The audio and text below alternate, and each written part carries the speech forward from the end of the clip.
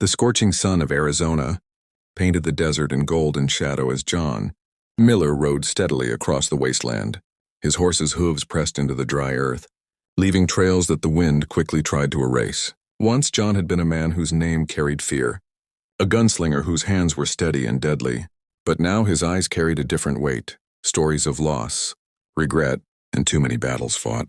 As he neared the border town, whispers followed him like ghosts.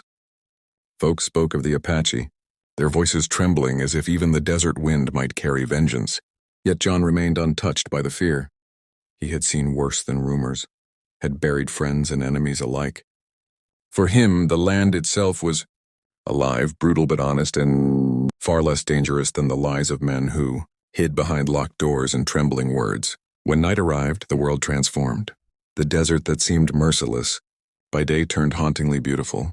Under the silver shine of the moon, John made camp by a small fire, the crackling wood filling the stillness around him.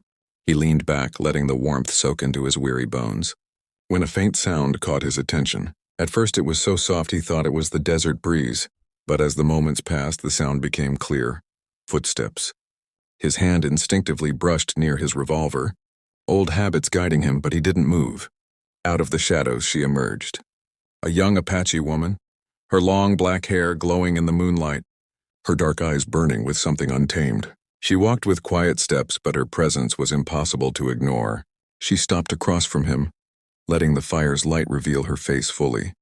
Her clothes bore the marks of her people, leather fringes, feathers and beads woven into patterns that spoke of heritage. She did not look afraid nor angry. Instead, she carried herself with a calm strength, the kind that came from belonging to the land itself. Slowly, she sat down before him, the fire crackling between them. For a while, silence stretched.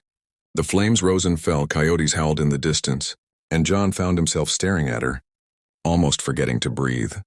Then her voice broke the stillness, soft, clear, and edged with something deeper. "You don't seem like the others." The words struck him harder than any bullet. In that instant, John felt the desert itself pause, as if the land was listening too.